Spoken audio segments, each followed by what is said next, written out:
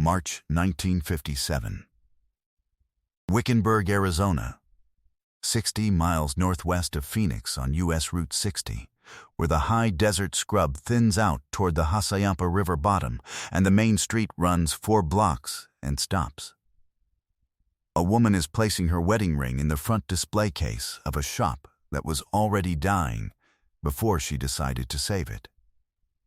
Here is the story. Ruth Alderman had operated Alderman Watch Repair and Jewelry at 186 Tegner Street since the summer of 1949, when her husband David came home from the Army the first time, and they spent $400 they did not have on a second-hand display case, 2 glass shelves, and the hand-painted sign David lettered himself in the parking lot of their rental house on a Sunday afternoon in August. Wearing his old undershirt and kneeling over the board with the brush moving in careful strokes while Ruth stood in the screen door and watched. He pressed too hard on the R in repair and had to go back over it. There was a thumb smudge in the lower left corner where he'd reached for the second brush before the paint was dry. Ruth never had it fixed. After he was gone, the thumb smudge was the part she looked at. David Alderman had been a staff sergeant in the 7th Infantry Division, United States Army. He'd served his first hitch and come home and opened the shop and had 14 months of ordinary life, coffee on the counter at 7, the radio in the back room playing the morning farm report, the smell of clock oil and beeswax, and the particular dry copper scent of old watch movements being opened and cleaned. Then Korea found him again. He was killed at Porkchop Hill in the summer of 1953 during one of the last engagements of a war the country had already decided to stop paying attention to. He was 31 years old. His daughters were 4 and 6. Ruth stayed. She kept the shop open 6 days a week, 8 in the morning until 6 at night, and on Saturdays until 7. Because the miners came down from the Congress mine on Saturday afternoons and they needed their pocket watches serviced, and they didn't mind sitting on the stool by the counter and talking for a while. And Ruth did not mind either, because it was men who had worked with their hands and were not embarrassed to need something fixed. The shop smelled of coffee she kept burning on the hot plate behind the counter, 3 grounds to a cup, brewed until the pot went nearly black, and of the gun oil from the hunting rifles 2 ranchers had brought in for scope mounts, and of the beeswax she used on the wooden counter to keep the surface from drying and cracking in the Arizona air. The linoleum floor was worn pale at the threshold where 8 years of feet had crossed it. The overhead light was a bare fluorescent tube that flickered once when you first switched it, and then held steady the rest of the day. The display case by the front window held a turquoise bracelet, 2 estate rings she'd taken in commission, and the watches that hadn't been claimed. On the morning of March 14, 1957, she added her wedding ring to the case. She polished it first. She placed it carefully in the velvet ring tray, and she did not stand there and look at it. She went to the back and started the coffee. Have you ever known someone who worked like this? Who kept showing up past the point where showing up made any practical sense? Who held everything together not because it was easy, but because stopping meant something more than just closing a door?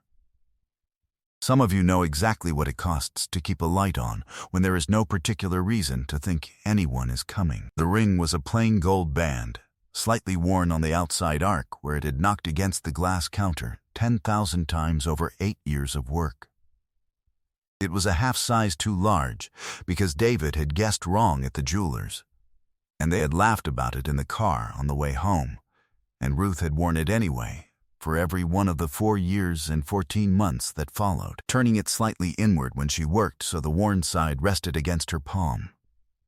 She had priced it at $45. That was fair. That was what it was worth to anyone who did not know what it was. The man at the bank had come by the shop 3 times in the past 2 months. His name was Gerald Foss. He was the loans officer at the First National Bank of Wickenburg. A native of this town, a man who wore a necktie to work every day of his life, because he believed it told people to take the money seriously. Gerald Foss had a ledger he brought on each visit. He opened it to the correct page before he said hello. The note on Ruth's shop lease was $220 behind, and Gerald Foss explained each time, in the measured voice of a man who genuinely believed he was helping, that the bank's position was not inflexible, that there were options available, that a voluntary and orderly liquidation of shop inventory might resolve the situation before it required further steps. Gerald Foss said the word orderly, the way a man says a word he has used enough times that the saying of it has become the statement. Two miners who came in on a Tuesday. A woman collecting a brooch repair. They were in the shop on the morning of Gerald Foss's second visit. They looked at Ruth. They looked at Gerald Foss with his ledger and his necktie and his patient voice. They looked at the door. You know that moment. Everybody in that room knows exactly what is happening. The right thing is obvious. The room decides to be somewhere else. Where are you watching from? Drop your state in the comments. I want to see how far this story reaches. John Wayne was in Wickenburg that week because the production company shooting his next picture had scouted the Vulture Mine Road for exterior work, and he had driven up from Phoenix on Wednesday afternoon to walk the location himself before committing to the schedule. He parked the truck at the far end of Tegner Street and came up the block on foot the way he did in any unfamiliar town, slowly, reading the buildings. He stopped in front of Alderman Watch Repair because his pocket watch had been running 4 minutes fast for 6 weeks, and he had been meaning to have it seen too and had not gotten around to it. The brass bell over the door rang once when he came in. Ruth Alderman was at the counter. She was 41 years old, and she had the composure of a woman who has decided that falling apart is something she will do later, in private, not in front of the display case. She looked up. She did not place him immediately. She was not the kind of woman who spent much time at the movies, and in the spring of 1957 that was still possible, even for a face as well known as his. He set the pocket watch on the glass. She picked it up. She opened it. She wound it slightly and listened to it with her head tipped to the left, the way a person listens to something small when they are genuinely listening, and not just appearing to. She set it on the felt timing pad she'd made herself, with the mark for 12 o'clock pressed into the edge, and she looked through the loop at the movement. The shop was quiet, except for the ceiling fan turning slowly overhead and the radio playing something in the back room that nobody was listening to. 4 minutes fast, she said. 6 weeks, he said. Give me 15 minutes. He said that was fine. He moved along the display case. His eyes went to the wedding ring on the velvet tray. He looked at the hand-painted sign through the front window, the name in block letters, the worn R in repair, the thumb smudge in the lower left corner. He looked back at the ring. He looked at the 2 estate pieces beside it. He looked at the price tag. $45. He was quiet for a while. The ceiling fan turned. The radio murmured. The afternoon light came through the dusty front window and lay flat across the glass of the display case, and under the glass the ring sat in the velvet tray and gave back a small amount of light the way plain gold does, not bright, not flashy, just present. He asked about the ring. Ruth answered the way she answered everything that month, with the plain facts and nothing attached to them. Her husband's shop, 14 months, Korea, the summer of 1953. 2 daughters. The note at the bank. $45 was what it was worth. John Wayne leaned against the front fender of nothing.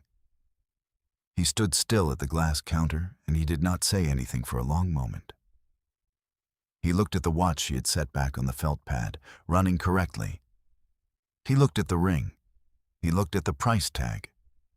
He reached into the inside pocket of his jacket. He did not explain what he was doing. He did not announce it. He set $280 on the glass counter, counted out flat, set down the way a man sets down something he has already decided on, not placed carefully, but set. The way a man does something he has done enough times in his mind that the doing of it is the statement. Ruth's hand stopped moving above the watch movement. "That's too much," she said. "The ring is 45, he said. "The watchwork is whatever you think it's worth. The rest is back pay." "Back pay? For a debt I've been carrying." She did not understand him. He picked up the ring from the velvet tray. He set it on the counter on her side of the glass. "Keep it," he said. "A man guessed wrong at the jeweler's, and a woman wore it anyway for 4 years and didn't complain about the fit. That's not something that belongs in a case." She started to say something.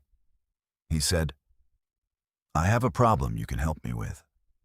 My watch runs fast, and I need someone who knows what they're doing to fix it. You fixed it.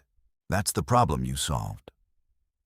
The rest of it is a separate matter between me and a name on a wall somewhere." He asked for a receipt. Ruth Alderman wrote the receipt because that was what you did when a transaction was completed in a shop, even when your hands were not entirely steady. She wrote the date. She wrote the dollar amount. She slid it across the counter with the pen, and he took the pen, and he wrote something at the bottom, below where the signature would have gone. And he set the pen down and picked up his watch. He walked to the door. He lifted one hand, easy, loose, the way a man raises a hand to answer a question he already knows the answer to. And the brass bell rang once on the way out. Ruth stood at the counter. She read what he had written at the bottom of the receipt. She has not moved. Her face has not changed. She's standing at a glass counter in a watch repair shop in Wickenburg, Arizona, reading 4 words in a stranger's handwriting. He was the point. No name, no explanation, no signature. 4 words pressed into the paper by a man who held a pen the way men of his generation held a pen, firmly, leaning into it, leaving a mark you could still feel on the backside of the paper. Ruth Alderman paid the note at the First National Bank of Wickenburg on March 15, 1957. She paid $220. The remaining $60 she used to replace a timing tool she had been making do without for 3 months. And to restock the watch crystal trays she'd been pulling from without restocking since October. The shop stayed open. It stayed open for 19 more years. 19 years is 228 months of rent and 6 days a week, and the coffee burning by 7, and the radio in the back, and the ceiling fan turning, and the brass bell over the door ringing 1,000 times for every year it was there. It is the older daughter, Linda, who came back from Arizona State University in 1969 with a gemology certificate and joined her mother behind the counter and learned to identify a stone by the way it sat in the afternoon light. It is the younger daughter, Carol, who took secretarial work in Prescott but came back to Wickenburg on Saturdays for 11 years because those were the days Ruth liked best. All 3 of them behind the counter, the coffee on, the shop full of small sounds that meant everything was running as it should. Here is what those 19 years added up to. Ruth's shop generated roughly $4,000 a year in net income through the early 1960s. That is $76,000 across 19 years before Linda's gemology commissions raised the number in the shop's final 7 seasons. Add Linda's earnings. Add the 11 years of Carol's Saturday work. Add the pension Ruth was able to maintain through those 19 years because the shop stayed solvent. Add Linda's daughter, Ruth's granddaughter, born in 1974, who grew up in a house that was never sold, in a family that was never broken apart by a bank officer's ledger, because one man set $280 on a glass counter and walked out without waiting to be thanked. That is the compound total of one act on one March morning. The math is not difficult. The math is the point. The receipt is in the bottom drawer of the writing desk in Linda's house on Gurley Street in Prescott, Arizona. It is inside a letter-sized envelope that Ruth addressed to Linda in 1982, 6 years before Ruth died, with a note that said only, "This belongs with the name." The receipt is browned at the fold lines where it has been opened and refolded many times over the years. The date is still readable. The dollar amount is still readable.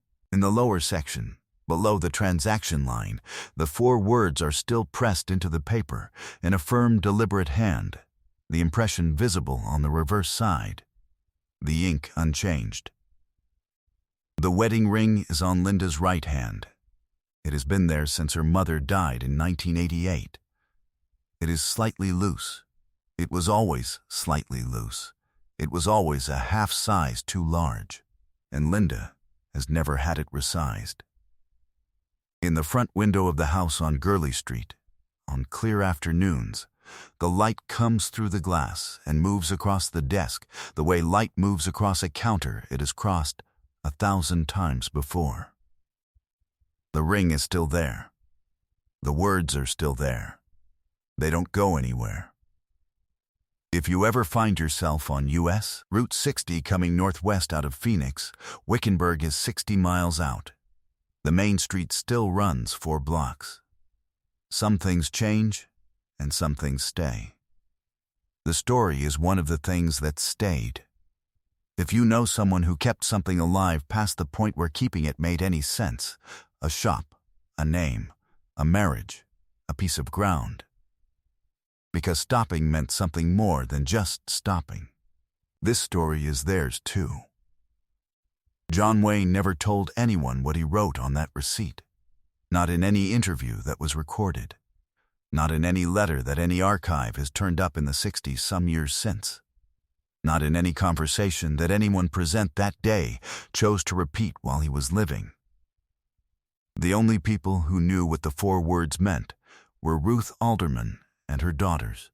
And Ruth told them once, in 1982, sitting at the writing desk, with the envelope already addressed and the receipt inside it. She told them what he meant by it. David Alderman went to Korea in 1952, while John Wayne played soldiers on a screen. Wayne had spent World War II on studio lots making pictures, and he had made his peace with that, the way men make peace with the things they cannot undo.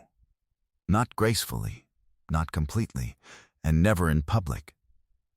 He understood something that he had carried for years without having a way to set it down. Men like David Alderman were the reason any of it meant anything. The uniforms on the screen, the rifles, the flags, the weight the movies carried, none of it meant anything without the men who wore the real ones and did the real thing. David Alderman was not background. David Alderman was not context. He was the point. Wayne knew it. He had known it for years. He did not make a speech about it. He did not explain himself to a stranger in a watch repair shop in the Arizona desert. He wrote 4 words on a receipt and walked out into the March morning and got into his truck at the far end of the block. He does not turn around. He lifts one hand. If you found something in this story worth keeping, pass it on to someone who would understand it. Subscribe if you want more stories like this one. There are more of them, and they deserve to be heard. And unfortunately, they don't make men like John Wayne anymore.